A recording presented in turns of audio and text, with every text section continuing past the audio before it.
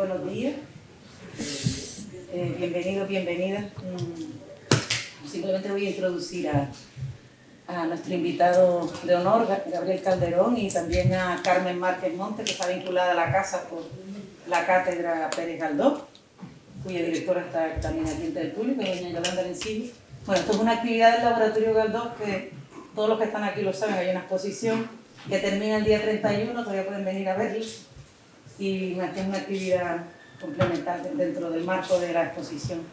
Solo dar las gracias porque nos haya traído a la Casa Museo un invitado de lujo como es aquí, nuestro dramaturgo Gabriel Calderón. Bueno, simplemente era para desear buenos días, que todo sea lo más fructífero posible, y ya ellos se ocupan de hablar del asunto que tiene. Si me permiten, Victoria, un momentito. Por supuesto. Buenos días, buenos días. Un placer verles de nuevo. Una actividad del Laboratorio Galdós. Ya echábamos de menos las mesas de estado de la cuestión. Como saben, y si no lo saben, la exposición lo cuenta, creo que de una manera bastante amena. Uno de los procesos de creación del laboratorio, hay procesos participativos y procesos internos. Uno de los procesos es precisamente el de reflexión, y teniendo la oportunidad de tener a Gabriel Calderón, que seguramente Victoria ya lo ha comentado, hasta esta semana impartiendo un taller de dramaturgia, una semana intensa, espero que divertida, sin duda, espero que productiva, gracias, Gabriel. Esto forma parte del proceso de creación de Clara y el Abismo, que es un texto escrito por Gabriel Calderón. Tenemos la suerte de tener además a Carmen Márquez, experta, pertenece a la Academia de las Artes Escénicas, es profesora de la Universidad de Las Palmas, y siempre es un placer tenerla con nosotros, colabora estrechamente con este proyecto y espero que lo disfruten. Luego, me toca siempre decir estas cosas, pero esto es así, vamos a intentar desalojar la sala de manera lo más ordenada posible, empezando por las filas de atrás, una vez termine el evento, ¿vale? Estoy asfixiada. Subí corriendo la escalera. Disfrútenlo. Gracias. Muchas gracias, Gemma. Me han dicho que yo sea tu telonera. Y estoy encantada porque es un placer. Así que, bueno, buenos días a todos. Muchas gracias a Gemma por la presentación. Muchas gracias a el Laboratorio Galdós por invitarme de nuevo. Muchas gracias al director general que está aquí. Muchas gracias a Vicky, que nos acoge, la directora de esta santa casa. Y, desde luego, a todos los que están aquí. Porque, bueno, un sábado a las 12 de la mañana estar aquí, la verdad es que es como para estar enamoradísima de todos ustedes, ¿no? Así que muchísimas gracias por el gran interés. Y, por supuesto, estoy contentísima por poder compartir mesa con Gabriel Calderón, que es un dramaturgo, como sabes, uno de los destacados dramaturgos de la que algunos críticos denominan la generación del nuevo milenio, bueno, la nueva dramaturgia, se le llama de muchos modos, repitiendo en algunos casos la misma nomenclatura que a la de los años 80, pero bueno, ahora haré un brevísimo recorrido, porque es simplemente para que las personas que están aquí, bueno, pues quizás no conozcan demasiado el teatro hispanoamericano, bueno, pues en el ámbito del teatro ya sí, por supuesto, y hay bastantes autores de América Latina que trabajan en España, en diversas instituciones que colaboran con el Centro Dramático, con el Teatro de la Abadía. Él ha trabajado con diversas instituciones, ha montado cosas con el Teatro de Cataluña, con el Teatro Nacional de Cataluña y con otros lugares, de tal manera que ahora sí se conoce. Yo recuerdo cuando estaba preparando mi tesis doctoral, in ille tempore, pero bueno, lo puedo decir, ¿no? Pues así, en los 90, todo el mundo me decía, ¡ay, qué interesante, teatro hispanoamericano! Pero existe, ¿no? A mí, bueno, como que y decía, sí, además infinitamente mejor del que estamos viendo en este santo país. Yo lo decía con mucha soberbia, también era joven, ya se sabe, ¿no? Cuando se es joven se dicen esas cosas. Bueno, la cuestión es que Gabriel Calderón efectivamente es uno de los jóvenes grandes dramaturgos del ámbito hispanoamericano. Yo quiero precisar que utilizo hispanoamericano con una connotación meramente lingüística. Yo voy a hablar solamente del teatro hecho en español, y cuando escribo normalmente lo hago sobre el teatro que se escribe en español, no sobre Brasil o sobre el que se hace en otras realidades, no con otras connotaciones pues culturales ni de ningún otro tipo, ¿no?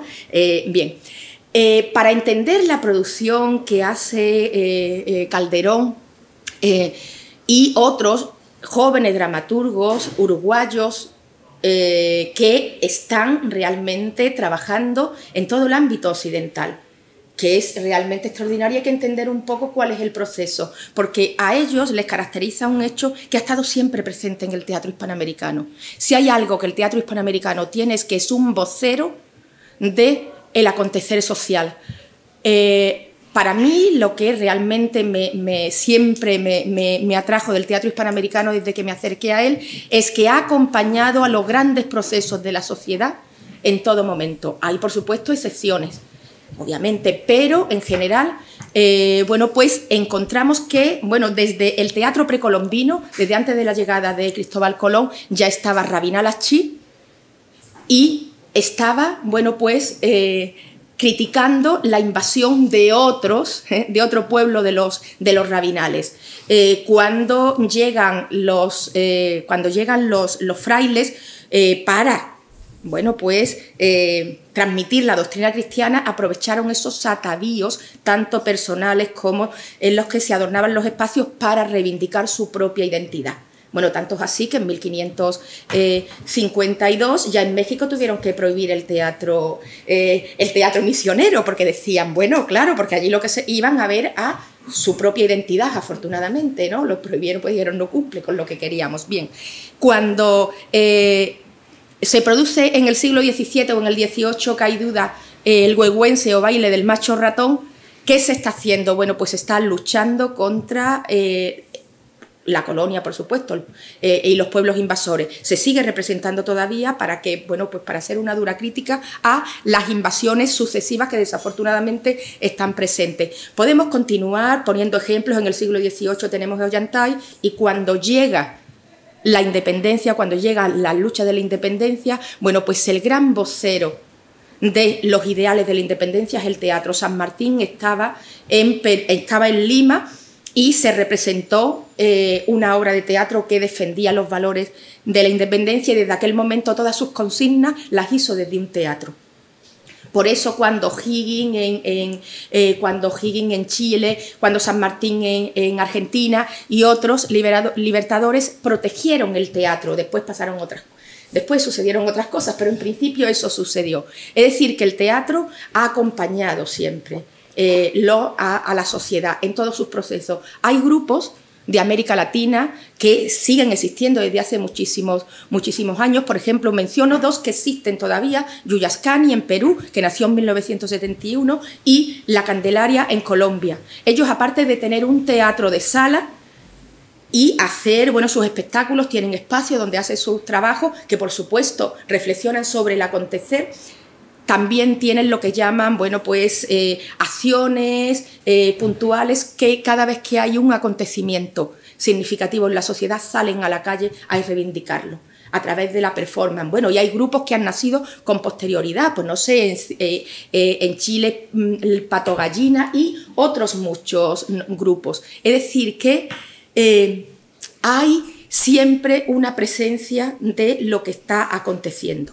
¿Qué sucede en Uruguay? Bueno, pues en Uruguay, que tuvo un proceso interesante. Lo que pasa es que en algún caso se fueron al país vecino para darle su primera edad de oro, que fue lo que pasó con Florencio Sánchez, que estrena Canillita en Argentina, y hasta 1910, que desafortunadamente fallece, se considera que es el primer periodo de la edad de oro del teatro argentino, cuyo autor principal es Florencio Sánchez, un dramaturgo y periodista y un hombre de letras uruguayo, que ahora se dan con su nombre unos premios muy importantes que lo dan los críticos. Guillermo Calderón ha recibido varios.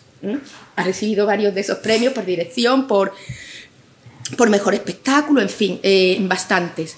Y en Uruguay, bueno, pues hubo un momento en el que, desafortunadamente por el proceso de la dictadura, porque esa es otra peculiaridad del teatro en América Latina, que ha habido siempre un conocimiento entre los diversos autores, la gente de la escena, porque desafortunadamente los regímenes totalitarios, bueno, pues hacían que tuvieran que irse al exilio.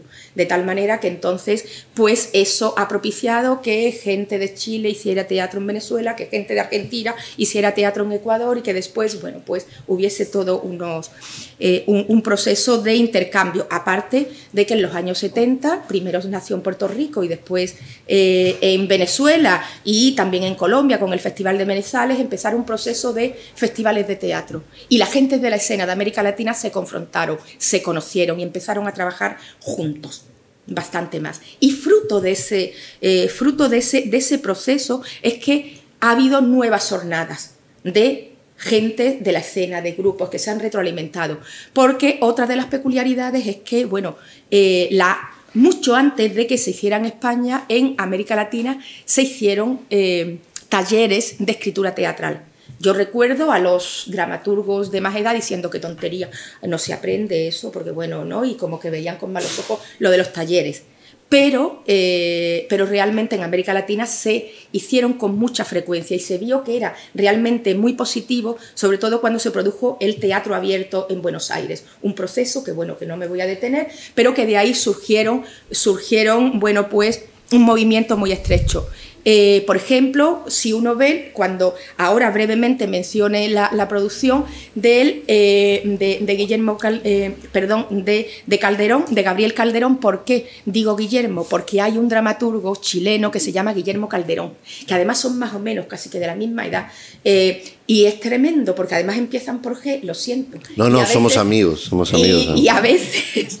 Tengo anécdotas de que me han regalado libros que eran para él. He cobrado derechos de Guillermo, por ejemplo. Ah, sí, mira. Sí. Y los he cobrado con alegría y le he mandado un mail diciéndole gracias. Bueno, entonces, bien, pues... es fruto de todo ese proceso y esas peculiaridades del teatro hispanoamericano y esa confrontación, los festivales donde se confrontaban y de los talleres. Porque hubo una serie de dramaturgos en América Latina que impartieron, que formaron a bastante gente. Entonces ellos son nietos o bisnietos incluso en algunos casos. Hubo un momento en que todos que eran, digamos, clónicos de Marco Antonio de la Parra y también de un dramaturgo español, de Sánchez Sinisterra, que tuvo una gran vocación latinoamericana, pero también de Tito Cosa, y menciono solamente algunos nombres y además del Cono Sur, que es donde ahora estamos instalados. Y después hubo un gran maestro, que todos ellos, que además a veces lo incluyen en su generación, Osvaldo Pelletieri y otros estudiosos, que es Mauricio Cartú, un dramaturgo argentino realmente extraordinario. También empezó en la dirección y que, bueno, pues impartió muchísimos talleres. Entonces, fruto de todos esos talleres, realmente, pues, desde muy pronto hay dramaturgos con una voz propia, con un mundo creativo muy singular, muy especial. Aunque digan, no, los mismos procesos, no. Quiero decir, nacen de un mismo proceso, pero cada uno tiene un mundo creativo bastante significativo, como es el caso, bueno, pues, de Gabriel Calderón. Él, bueno, pues es de la generación, él empieza en el nuevo milenio, su primer texto y montaje del año 2001, cuando era muy jovencito, era una criatura, jovencísimo, no tenía 20 años, tenía 18, 19 años, y se reúne un grupo de personas que están creando de su generación y de generaciones anteriores, como es el caso de Sergio Blanco, como es el caso de Mariana Percovis, como es el caso de, bueno, en fin, de otra serie, y crean complot, crean un grupo, pero un grupo estupendo, porque no tienen espacio, sino que se reúnen para trabajar y empiezan a crear, se retroalimentan, empiezas a crear, a dirigir y a escribir textos, y realmente tienen empiezan a alcanzar una gran significación en el nuevo milenio. Hemos de tener en cuenta que Uruguay vive un proceso muy especial, desafortunadamente, hasta el año 85, y precisamente dos grandes dramaturgos estuvieron en una celda, Mauricio Rosenkopf y Lizcano. Fueron Tupamaro, y desafortunadamente, bueno, pues no solamente no podían, bueno, en fin, no me detengo en eso, y pues hubo un parón, y después surge una nueva generación, gente en los años 90, Sergio Blanco es uno de los autores, ¿no?, destacados, pues yo qué sé, Mariana, la propia Mariana Berkovich comienza también en los años 90, Roberto Suárez, que viene más de la interpretación pero que también se introduce, en fin, Marianela Moreno, y hay una serie de muchísimos nombres, bastantes nombres. Y bueno, pues en el nuevo milenio pues está Gabriel Calderón, está Santiago Sanguinetti, en fin, hay una serie de nombres. Todos ellos que compaginan la interpretación, la dirección y la escritura de texto. Y en algunos casos, como sucede también en España, esa es una peculiaridad de todo el ámbito occidental, podemos decir, ¿no? Están ligados a un grupo de teatro de tal manera que montan sus obras, las dirigen, entonces se pueden hacer desde la escena. Y, por supuesto, también trabajan con un concepto que es un texto está en continua retroalimentación y está haciéndose continuamente hasta el momento del estreno. En cambio, no solamente de texto, sino de concesión escénica, etcétera. ¿Por qué? Porque ellos trabajan desde la escena y trabajan en la escena. De tal manera que, claro, ¿eso qué significa? Eso significa que son autores tremendamente versátiles, que sus textos, bueno, pues son textos que tienen una gran carga de dramaticidad, a pesar de que ellos reivindiquen el texto. Desde hace algún tiempo está, bueno, pues está sobre todo Sergio Blanco reivindicando el texto, la buena factura. Claro, ellos hacen un texto de una extraordinaria factura. Lo único que sucede es que, como se dice en el argot, a los actores, a las actrices no se les pega la lengua en el velo del paladar, porque si ven algo que no se puede hacer, ellos inmediatamente lo cambian. Y, bueno, ¿cuáles son los temas? Pues los temas y las técnicas que utiliza Gabriel Calderón de las obras que yo conozco, que no las he leído todas, he leído algunas. Aquí tengo una antología donde hay autores de la generación del 80, del 90 y de la nueva generación. De la nueva generación está él, está Sanguinetti también. De la nueva, bueno, y Verónica Perrota. Nunca he sabido a cuál de las dos, pero sí es que es generación intermedia, pero es más grande que yo, pero más joven que Sergio. Entonces, es que bueno, no nace gente entre medio. Claro, es que además pasan cosas y las generaciones se solapan. Claro. Entonces, pues eso de tener que ponerlos en una o en otra, bueno, pues hay espacios de transición y hay dramaturgos que están ahí entre ellos. Que, bueno, pues realmente los temas que yo considero que bueno, y que ha dicho la crítica, aunque prefiero, la crítica está ahí, la pueden leer y yo les doy las referencias, ¿no? Él trabaja sobre la gente, las personas en sociedad. ¿Qué es lo que está sucediendo? Los procesos que vive su país. Primero escribía, a mí me parecía que hacía, sobre todo Muñequita Linda, con una carga mucho más violenta, ¿no? Donde ponía de relevancia toda la violencia que hay, sobre todo por las imposiciones y por el deseo de intentar forzar un modo de vida que ya prácticamente no existe, o que es complicado vivirla del modo que se nos preconizaba. Luego, bueno, pues siente esa necesidad con una trilogía, ¿no? Que piensa mal esos procesos que ha atravesado político, bueno, de totalitarismo, ¿no? Que atravesó desafortunadamente Uruguay, ¿no? Que realmente ha tenido, bueno, pues muchísimo éxito y ha hecho montajes en muy diversos lugares con esa trilogía. Y ahora, bueno, pues ha vuelto un poco a sus orígenes, pero siempre reivindicando la memoria colectiva y sobre todo una relectura de la memoria colectiva. Trabaja sobre los deseos y sobre el dolor del ser humano, pero también los deseos, los anhelos, lo que está en el futuro, el deseo de un nuevo futuro que ellos puedan construir desde la escena.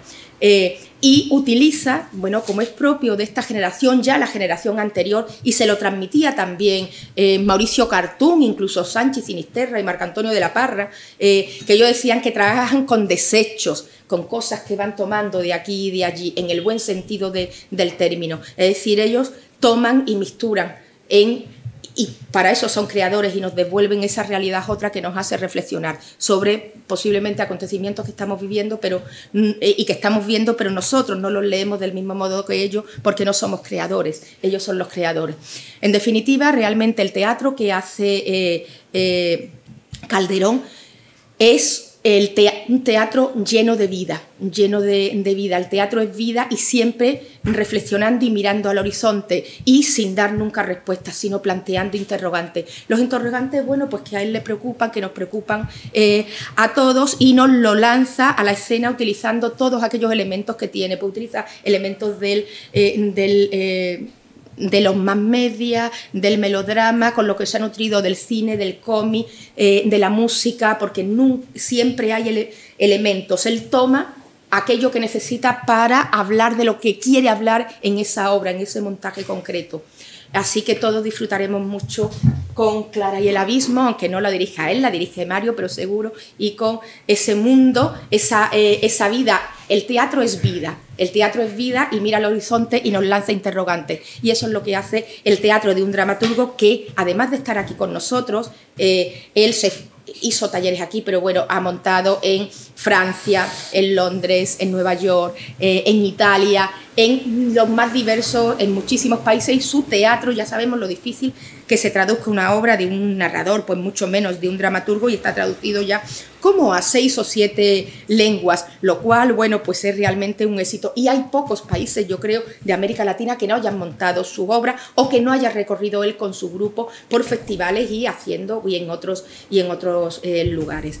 Así que, bueno, estamos de enhorabuena, yo estoy muy contenta y muchísimas gracias. Y perdón, me he extendido quizás más de lo que deseaba. Tenía escrito para no extenderme, pero al final pues he decidido no leer, así que muchas gracias.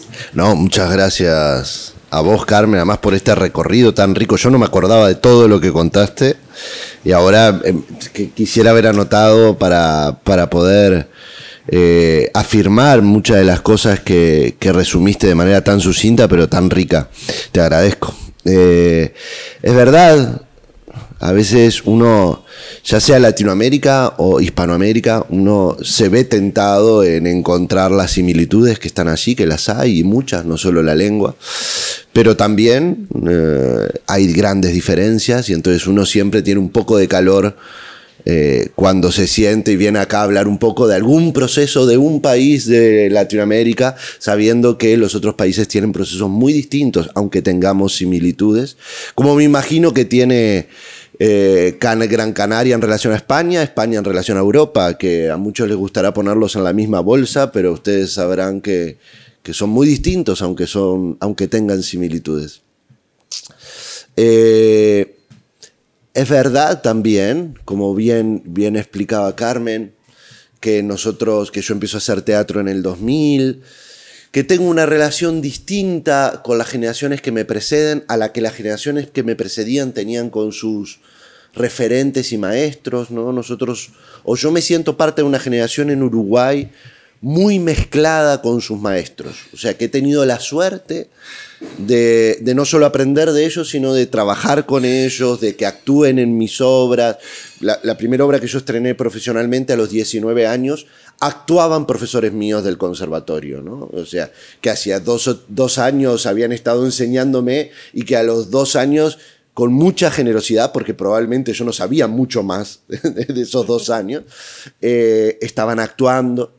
Esa es una de las ventajas del teatro latinoamericano, en particular en el Cono Sur, en Argentina, en Chile y en Uruguay. Hay en algunas metrópolis, ¿no? En algunas capitales hay mucho teatro en relación a la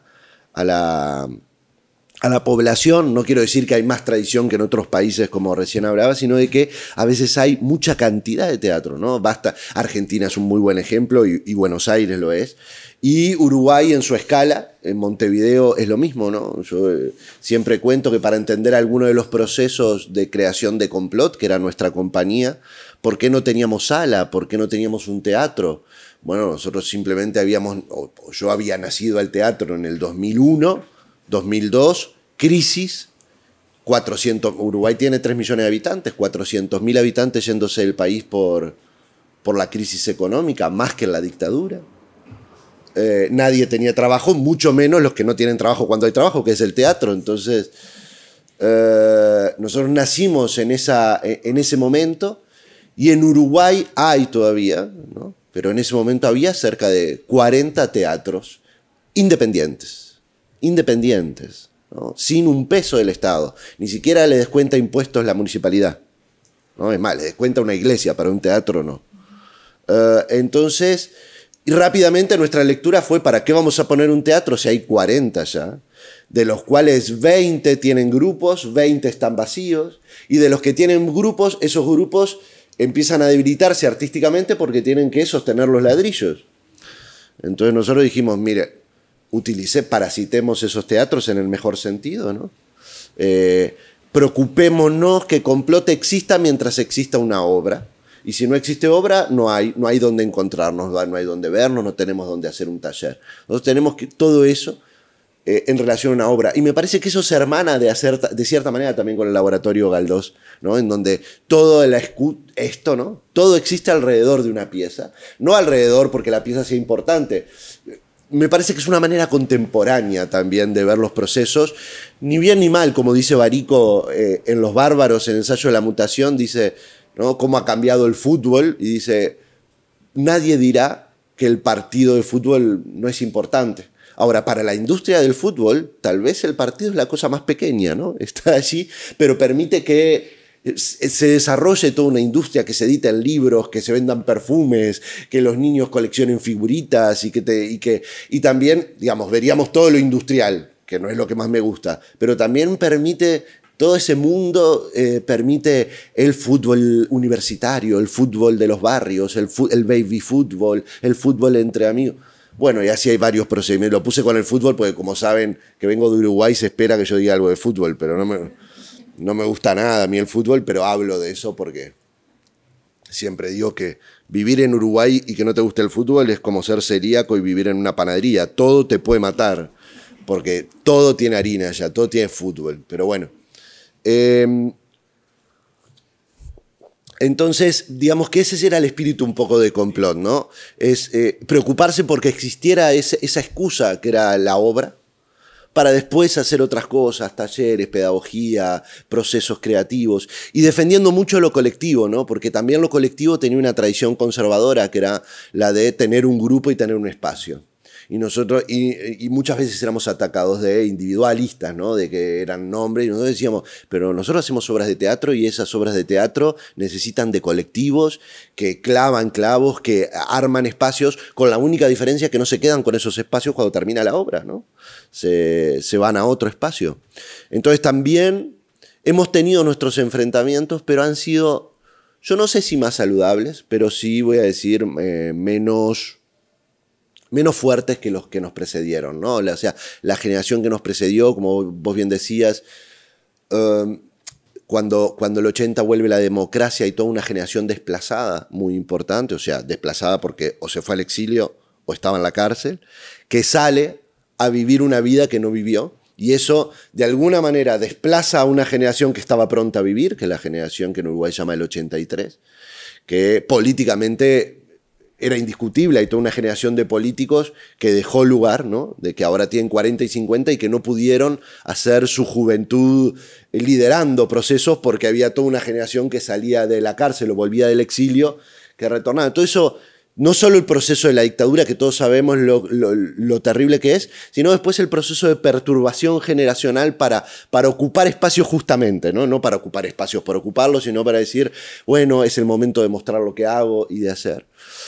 Y entonces eso había hecho que la discusión o el parricidio en las generaciones anteriores se había dado de una manera muy violenta, ¿no? De hecho, en Argentina Tito Cosa se pelea directamente, ¿no? Hay teatro abierto, que era muy valioso, con la generación de Spregelburg, Dolte y de Veronese, que habían creado el Carajají, ¿no? Y en Uruguay yo digo que a veces no tanto porque nosotros seamos más tranquilos que los argentinos, que lo somos, o sea, no lo somos porque nosotros seamos tranquilos, sino porque es imposible igualar esa intensidad porteña sobre todo, ¿no? Que está todo el tiempo enervada, no solo por eso, sino también por algo de tamaño. Yo siempre digo que es muy difícil pelearse a muerte en Montevideo cuando vos vas a tener que ver a esa persona probablemente 10 veces ese mes otra vez, ¿no? Entonces, vos te podés pelear a muerte, pero después yo me peleo a muerte con Carmen y Carmen me va a presentar probablemente este año 3 veces más en una mesa y poco a poco, por humanidad, por hipocresía o por convivio, nos vamos a perdonar y vamos a seguir Y eso va estableciendo en Montevideo una suerte de calma en donde nadie se da peleas a muerte, que eso tiene cosas de malo, cosas malas, ¿no? Porque de vez en cuando estaría bien romper aguas, ¿no? Terminar con algo para que algo emerja, pero también tiene lo bueno en donde los procesos no son tan claros, son un poco más brumosos, y donde yo me siento parte tanto de Florencio Sánchez como de Mariana Perkovich, de Sergio Blanco y bueno, y de varios maestros y maestras que están así, que más allá de decir son maestros o maestras, diría, yo hago teatro por haber visto su teatro, ¿no? Y eso es una imagen muy clara de referencia, ¿no? Y dice, me dedico a esto porque en algún momento vi una obra tuya. Y yo no sé si vos sabías o no lo que hacías, pero para mí eso fundó en mi mente y en mi corazón lo que el teatro era. Y bueno,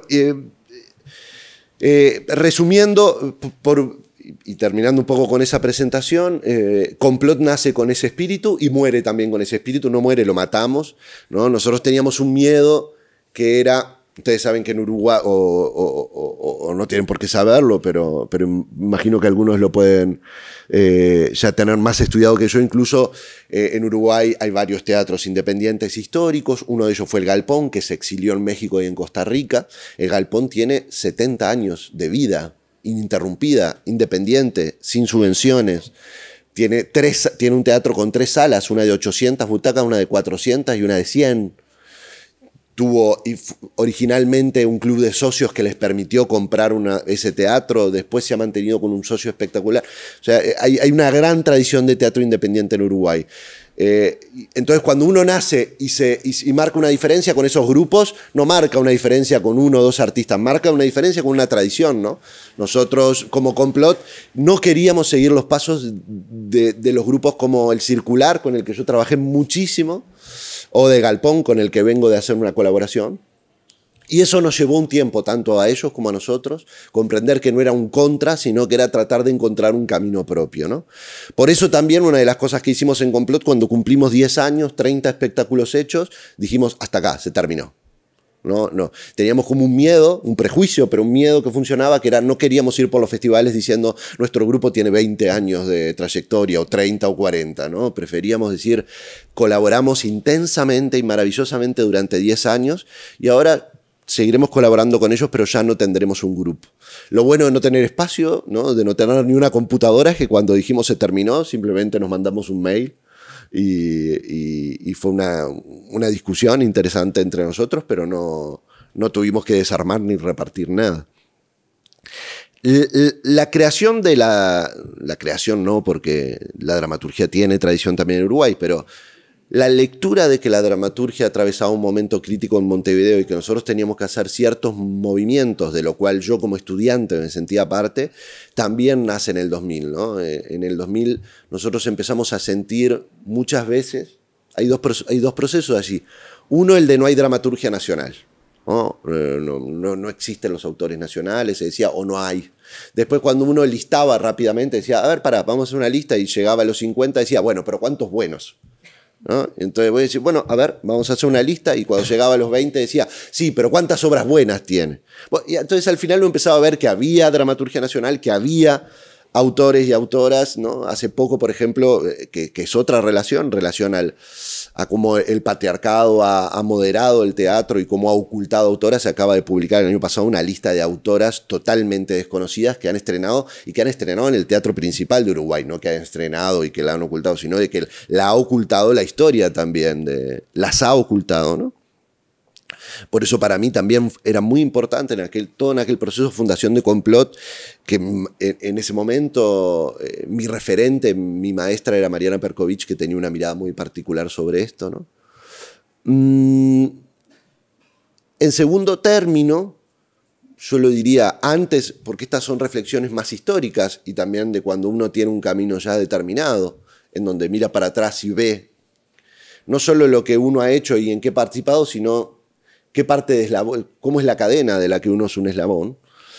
También yo debería decir, en honestidad al testimonio, que la voluntad de escribir es una voluntad de apropiarse de un sistema de producción que es muy caro, ¿no? Es decir, pagar en Uruguay en la crisis, los únicos autores que se estrenaban eran aquellos, no eran los únicos, no es así, pero es decir, los que conseguían lugares o lugares importantes, o los que los teatros que tenían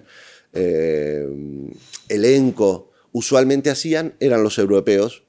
¿Por qué? No solo porque fueran los más conocidos, sino porque las sendas instituciones culturales de los países daban dinero para hacerlos, ¿no?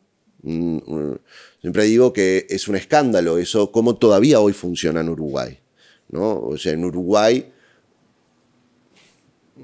no voy a nombrar a ninguno porque somos pocos, nos conocemos y los quiero, pero todavía las instituciones culturales hacen concursos para montar autores de un país con 1.000 euros, ¿no? Y donde el premio es 1.000 euros, en donde en sus países irían presos si hicieran eso, ¿no? O sea, con 1.000 euros no pueden pagar ni la apertura de la taquilla de los teatros de esos autores. Pero después van a un país del tercer mundo y con 1.000 euros hacen que todo el Teatro Nacional concurse para hacer esos autores. Entonces, y yo fui parte de eso, ¿no? Yo fui parte de eso, quiero decir que hubo un concurso en plena crisis del Centro Cultural de España que hacía autores, yo conocí a Belbel y Belbel amablemente nos dijo si ustedes tienen 3.000 euros, que era el premio, no les voy a cobrar nada, una maravilla para nosotros de parte de él. Y dije, utilicen la plata para hacer el espectáculo.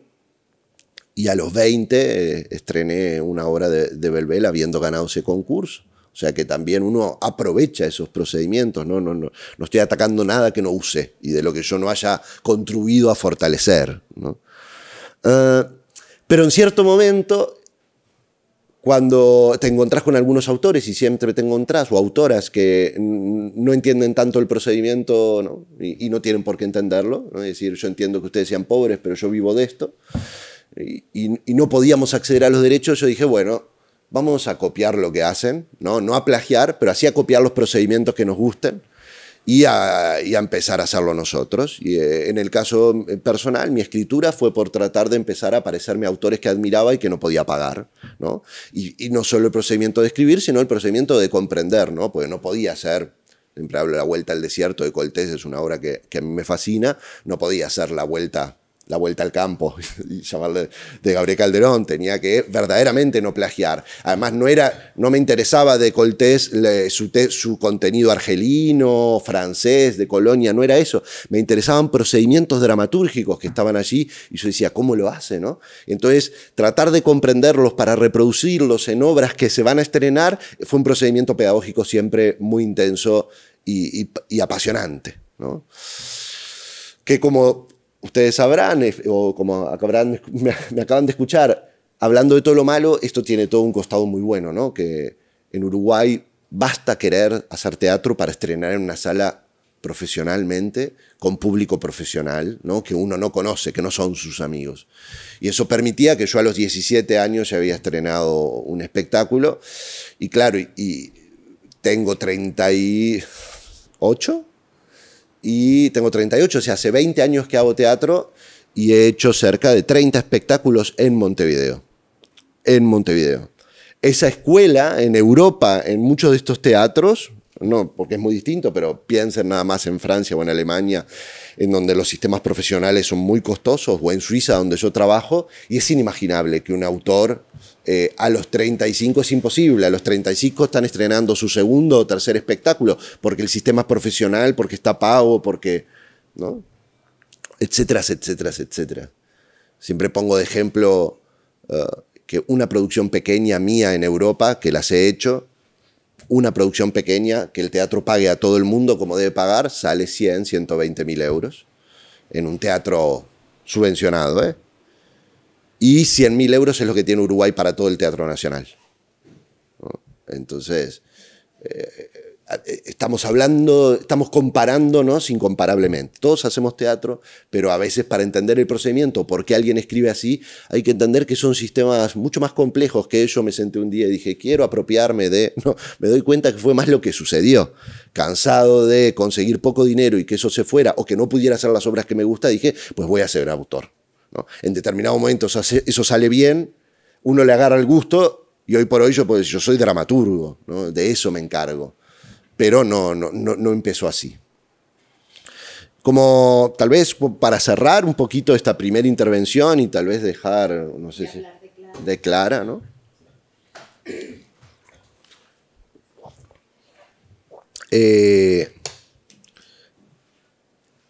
Ahí se me fue, o sea que poder hablar de Clara. Tenía el pensamiento ahí para cerrar lo que iba a decir. No, bueno, simplemente concluir diciendo esa presentación de que sí, yo me considero un dramaturgo, soy dramaturgo, director y actor, pero si me apuran y me gusta que me apuren, soy dramaturgo, ¿no? Soy un dramaturgo que actúa y un dramaturgo que dirige, lo digo siempre, pero me doy cuenta cuando dirijo y me doy cuenta cuando actúo que la mente que está ahí trabajando es la del dramaturgo, ¿no? Como actor, hasta actúo de actor que actúa y actúo de director que dirige, pero es el dramaturgo el que está siempre.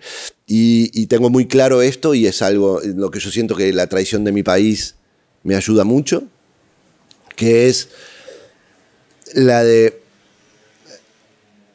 amo el teatro, no la dramaturgia. O sea, yo hago dramaturgia, es mi mundo, es mi pasión, pero porque amo el teatro, ¿no? Yo no escribo otra cosa que no sea dramaturgia. No escribo ensayos, no escribo poesía, no escribo cuentos, no escribo cine. No porque tenga algo en contra de eso, sino porque no lo sé hacer. Yo algo que sé hacer muy bien o creo saber hacer es escribir teatro y soy capaz de escribir o me animo a escribir cualquiera de esas cosas si están adentro de una obra de teatro, ¿no? Es decir, ¿por qué? Porque sé que el teatro tiene otras reglas que a mí me representan, que es la escena, que es que lo que yo escribo no es el final del proceso, es simplemente un inicio, un motor, un ingrediente más de algo que es muy complejo, que es un escenario con actores, con creadores opinando.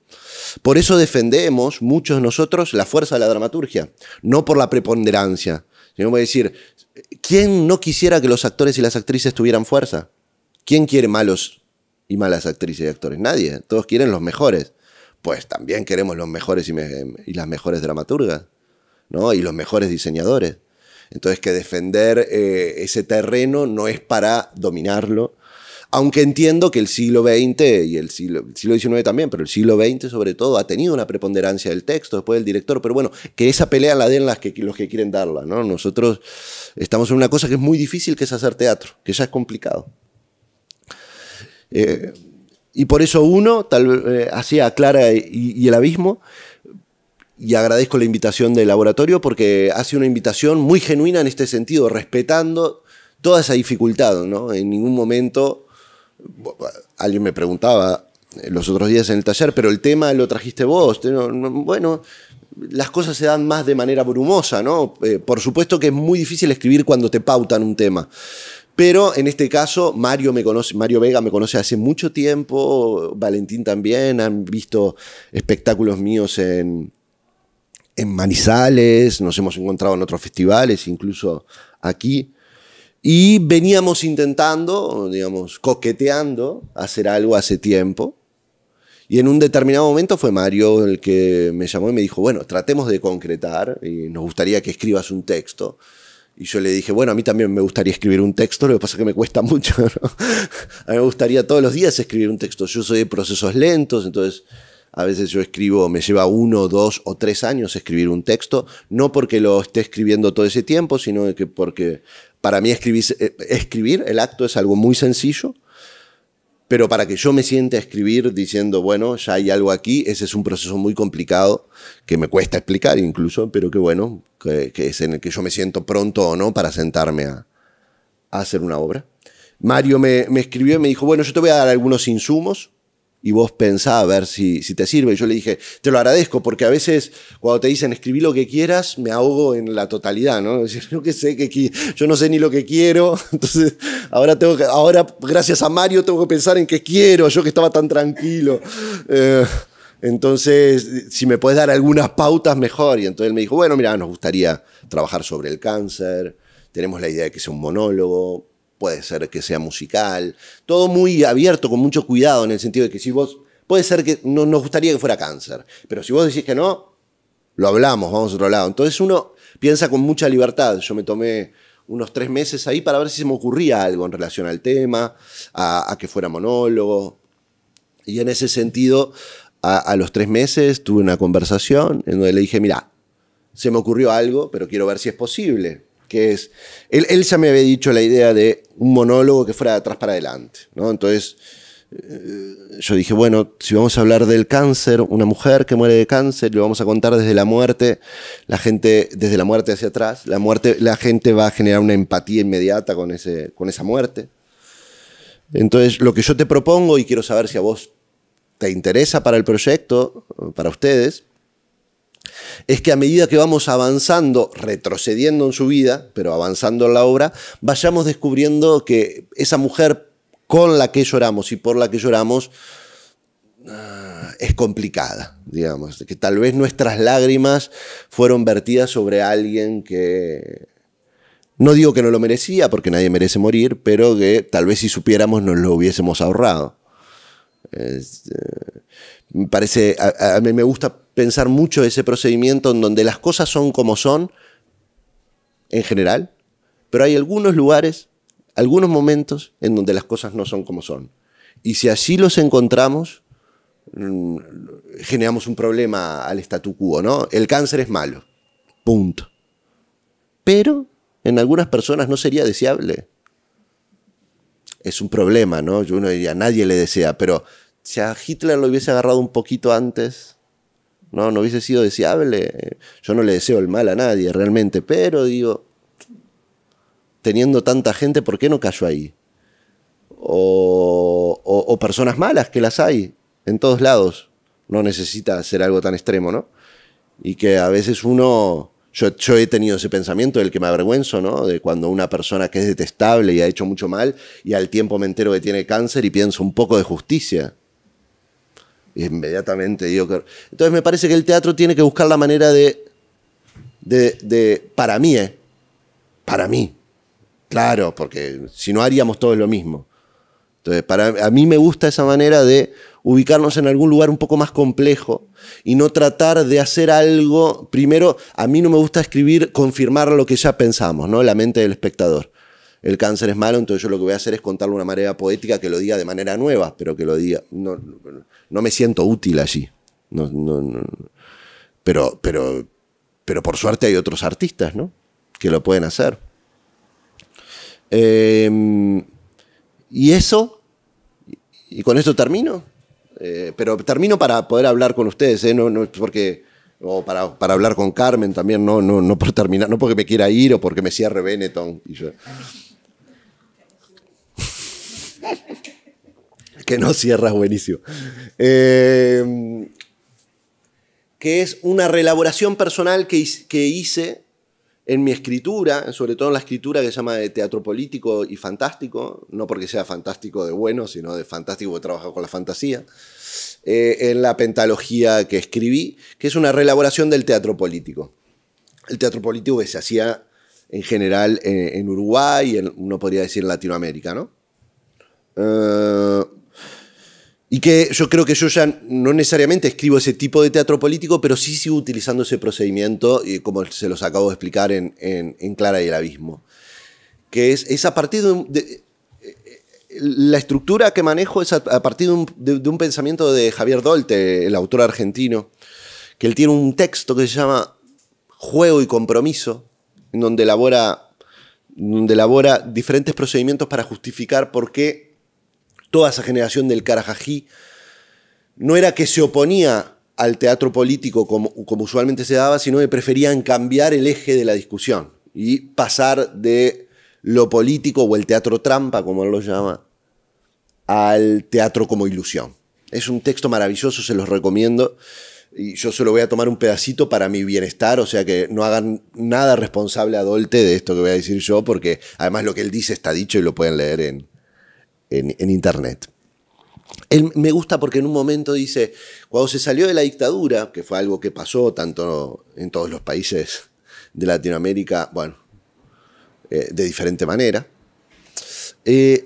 algo que sucedió fue que los grupos teatrales durante muchos años siguieron haciendo teatro con los procedimientos que tanto había costado aprender durante la dictadura, que eran básicamente los de denuncia del crimen, ¿no? Y esa denuncia del crimen, o ese decir sin decir, o ese aprender a decir con otros textos cosas soslayadas, que digamos que es lo que hace el arte todo el tiempo, ¿no? El arte no es mensajería, es siempre buscar una manera, a esto yo le llamo poetizar. Decir de otra manera lo que ya está dicho. Esa capacidad que tenemos de reorganizar las palabras en nuestro ábrete sésamo, ¿no? Si lo combinamos bien, la magia sucede. Si lo decimos mal, no pasa nada.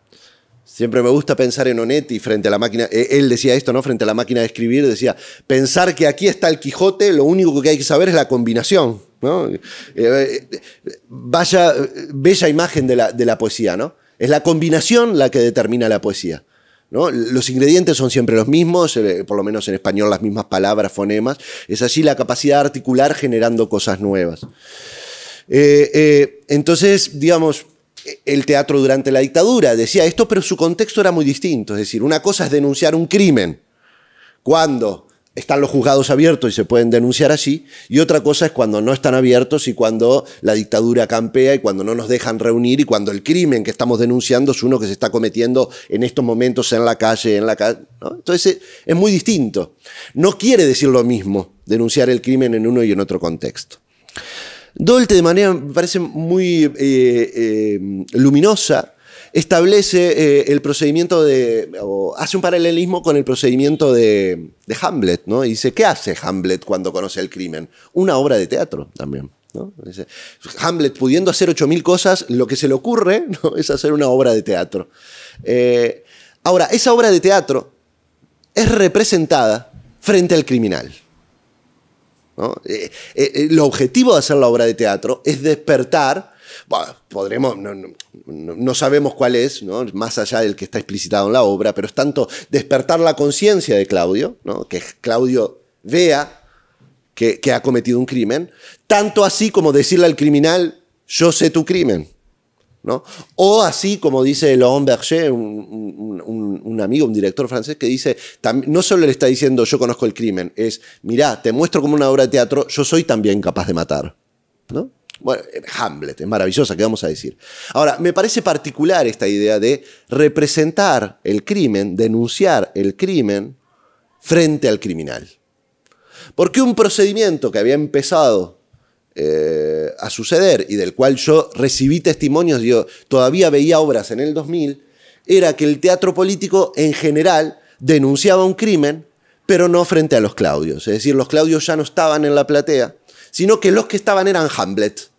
Una y otra vez, que ya conocían el crimen, que ya lo sabían y que venían al teatro a que alguien les confirmara lo que ellos sospechaban, ¿no? Dice Dolte de manera muy luminosa otra vez, lejos de despertar conciencia, eso la tranquiliza, ¿no? Es decir, uno sale del teatro tranquilo de que alguien piensa bien en el mundo, de que uno no está solo ni tan equivocado. Es aquí que Dolte genera otro camino, ¿no? En el de decir, a esto le llama teatro trampa, en donde se urde una trampa para una presa que nunca cae, que nunca viene, sino que somos nosotros mismos, se vuelve una trampa contra uno de nosotros mismos, y se va a otro modelo, que es el teatro de ilusión y el que les recomiendo leer.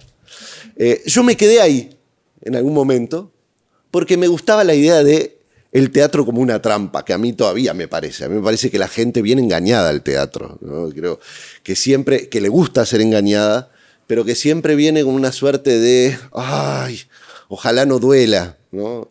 Yo creo que por eso preguntan siempre cuánto va a durar, ¿no? Y si uno le dice 1 hora, hay una sonrisa, y si uno le dice 3 horas, hay como una mirada que se va, ¿no? Y va a decir, voy a estar 3 horas acá adentro. Y uno piensa, ha venido usted, nadie lo obliga. Se supone que le gusta. Si yo le digo que dura 24 horas, debería festejar, ¿no? pero no, siempre hay una idea de que dure poquito, como que duela esto, pero no mucho.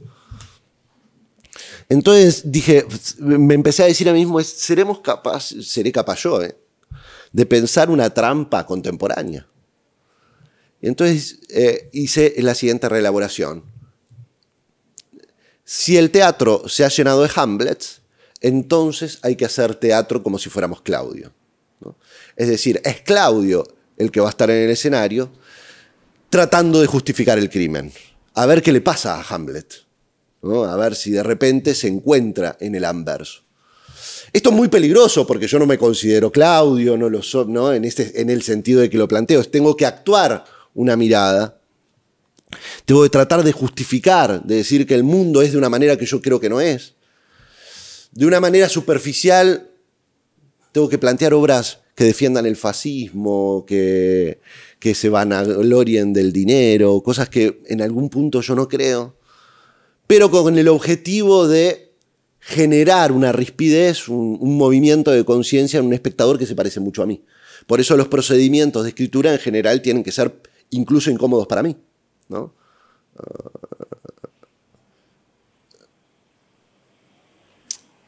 Por eso, digamos, he desarrollado algunas obras, por ejemplo, la parte de la pentalogía, vos decías, tenemos tal vez la vida sea ridícula, por ejemplo, es una anécdota muy simple, es una familia tiene una niña desaparecida y durante 20 años se construye con esta ausencia que destruye a esa familia. La madre y el padre se separan, el padre se lleva mal con el hermano.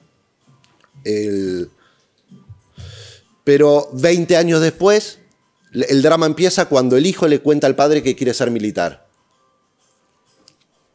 Y mientras está sucediendo ese drama, es alguien de Uruguay que me llama. Es decir, lo que estás diciendo es mentira. No, déjalo que además es linda, si fuera terrible o si fuera...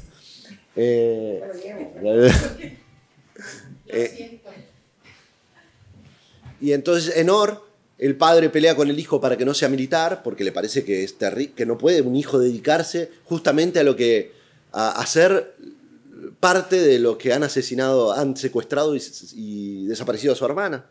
Y mientras están dando esa discusión, lo voy a contar de manera muy brutal, créanme que está mejor contado en la obra, ¿no?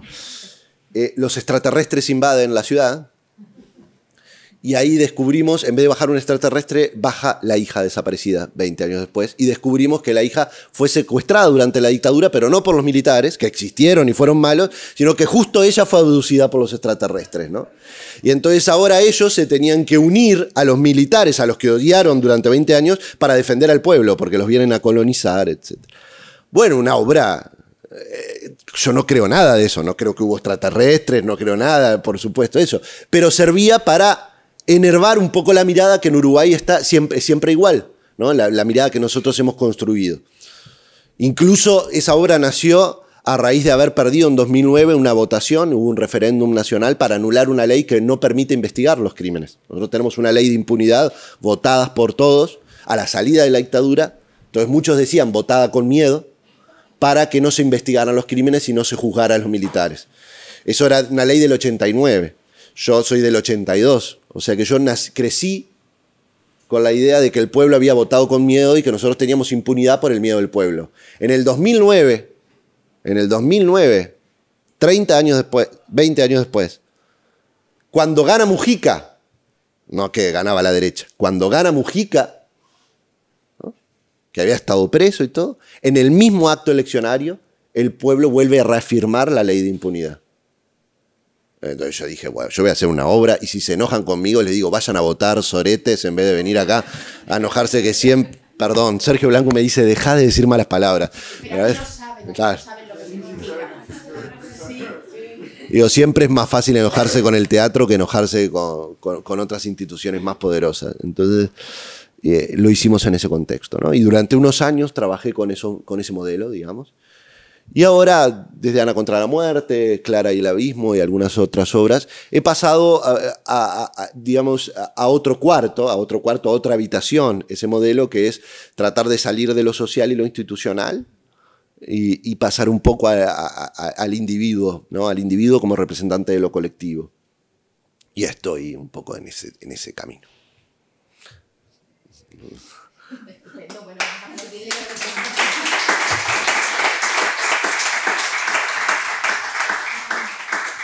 Gemma, abro el diálogo. Sí, es la una, tenemos la cuestión de que como estamos en un lugar cerrado, intentar no alargarnos mucho más.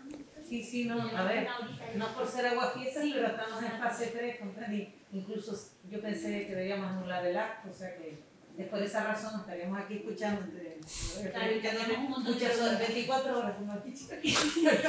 Igual Gabriel, ¿no hay preguntas entonces? Algunas personas que conocen el texto, porque hicimos una primera lectura. Es verdad. Y otras que no, y otras que lo conocerán en el ensayo y error, y otras que lo conocerán en el estreno, o sea que tenemos todos esos perfiles. Yo creo que hay tiempo para alguna pregunta. Claro, a ver, alguna persona que quiera. Venga, sí. Hola. Si no me equivoco, a los 24 años fuiste director general de proyectos del Ministerio de Cultura. Entonces quería saber, porque claro, siempre el paso por la política tiene ciertas connotaciones, en fin, ya se saben, ¿no? Que pueden afectar negativamente en tu trayectoria profesional. Entonces quería saber cómo te había influido este tema. Sí, a los 23 me llamaron para ser subdirector nacional de cultura. Era el primer gobierno de izquierda de Tabaré Vázquez. Era después el primer gobierno de izquierda de la historia de Uruguay, aunque los tradicionales también tuvieron gobiernos de izquierda, pero era otra reorganización. Y el gobierno, había una política, Tabaré Vázquez había indicado que trataran en las subdirecciones de poner a gente joven. Pero lo había indicado de manera, no había hecho un decreto, ¿no? Sino en una organización, creo que un consejo de ministros, algo así, diciendo traten de incluir gente joven en el gobierno, no sé qué. Esto no lo hizo nadie, solo el Ministerio de Cultura, digamos. Todos los ministerios que importaban no lo hicieron, ¿no? Economía no puso nadie, joven. En el único que no importaba, digo yo de manera graciosa, riéndome un poco de un gobierno en el que fui parte. Y allí el director nacional de Cultura, Luis Mardones, me llamó a mis 23 años para ser su director y yo le dije, pero yo sé de teatro y poco porque tengo 23 años. Me dice, nadie sabe de todo, lo que hay que querer es saber aprender. Y para mí fue uno de los momentos más importantes de mi vida. Yo aprendí a verme a mí mismo, a la comunidad artística desde otro lado. Porque, claro, es muy difícil un Ministerio de Cultura siempre, si acá hay alguien de la municipalidad o algo lo sabe, porque todos los artistas se creen los más importantes. Entonces no es que vos te estás reuniendo con los laboratorios o los frigoríficos, no se creen todos los más importantes porque van allí, están los que más venden y los que tienen mejor y peor calidad, porque eso está isonometrado, digamos. Entonces, unos tienen más fuerte. Pero los artistas, ¿no? Con derecho, creo yo, pero siempre estás hablando con el rey. Y entonces cuando le decís que no, le estás diciendo que no a la reina y al rey. Cuando le decís que sí, le estás diciendo que sí, pero no le das todo lo que pide. Entonces, fue un gran aprendizaje para mí. Tuve 8 años, estuve en 2 administraciones porque el siguiente director me pidió que me quedara. Eran 10 años en total, pero yo a los 8 me fui. Después fui director creamos un Instituto Nacional de Artes Escénicas, fui el primer director a los 30 y dirigí los festejos del Bicentenario, así. Y en determinado momento fueron 10 años en gestión más o menos, 11, y dije hasta aquí. Hasta aquí le he dado años preciosos a la gestión, a la administración, y también pasó algo que en lo que yo estoy convencido, que esos lugares es importante estar mucho, trabajar bien y en un momento irse. Si uno se considera artista, ¿no? Yo se lo dije al ministro cuando me fui, mire, yo cierro los ojos de noche. Me fui en el 2015, el último gobierno de Tabaré Vázquez, cuando ganan me ofrecen ahora ser director nacional de cultura.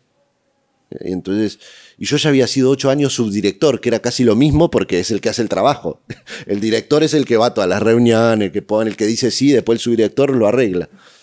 Entonces le dije al ministro, mire, yo cierro los ojos de noche y nunca sueño con ser ministro. Nunca sueño con ser presidente, que admiro.